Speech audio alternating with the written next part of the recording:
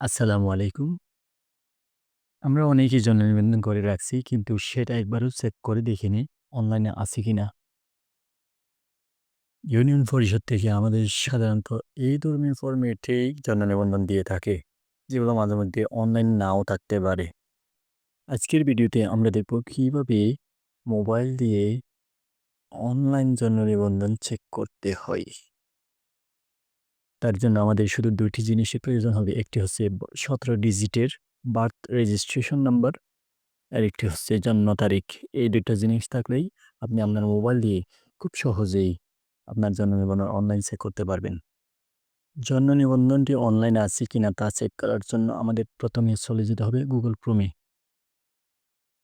Chrome এ গিয়ে লিখতে হবে everify.bdris.gov.bt এটা লিখে সার্চে ক্লিক করে দেব।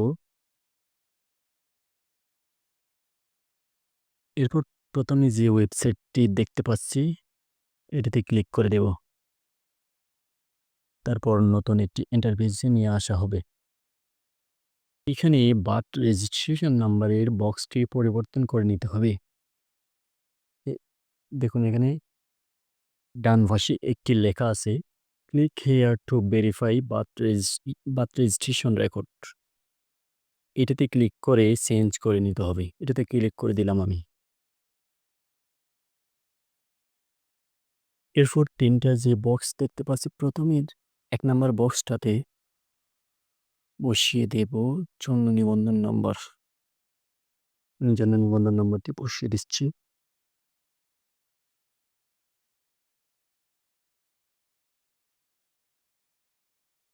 এরপর ২ নাম্বার বক্সটিতে জন্ম তারিখ বসিয়ে দেব। ১ম এ বছর, এরপর মাস, এরপরে দিন। জন্ম তারিখ বসিয়ে দিলাম। এরপর একটি ক্যালেন্ডার দেখতে পাবেন। ক্যালেন্ডারে আপনার জন্ম তারিখটি সিলেক্ট করে দিবেন। এরপর ৩ নাম্বার বক্সের উপরে যে একটি যোগ দেয়া আছে, যোগফলটি বক্সে বসাতে হবে। ৬০ যোগ ৫০ ৫৪ সংখ্যাটি আমি ৩ নাম্বার বক্সে বসিয়ে দেব।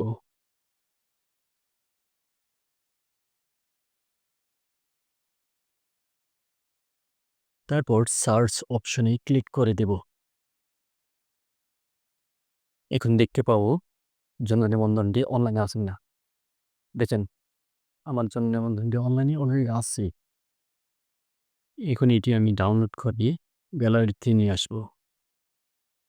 এখন নিচের দিকে যে 3 ডট আইকন দেখতে পাচ্ছি এটাতে ক্লিক করে দেব। এরপর শেয়ার অপশনে ক্লিক করে দেব।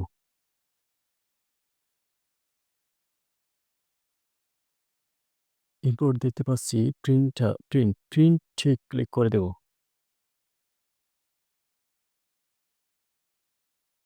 এখন বাম দিকে উপরে দেখা যাচ্ছে সেভ এস পিডিএফ। এই সেভ এস পিডিএফ এ ক্লিক করে দেব।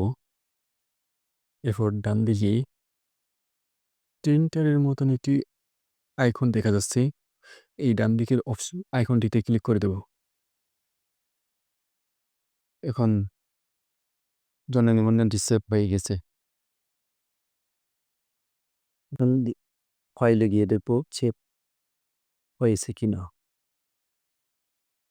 ফাইলে গেলাম। দেখেন সেভ হয়ে গেছে অলরেডি। আপনারাও এভাবে খুব সহজেই সেভ করে নিতে পারেন। বন্ধুরা ভিডিওটি যদি ভালো লাগে তাহলে লাইক কমেন্ট করে উৎসাহিত করবেন এবং চ্যানেলটি সাবস্ক্রাইব করে পাশে থাকবেন। দেখা হবে পরবর্তী কোনো ভিডিওতে। আসসালামু আলাইকুম।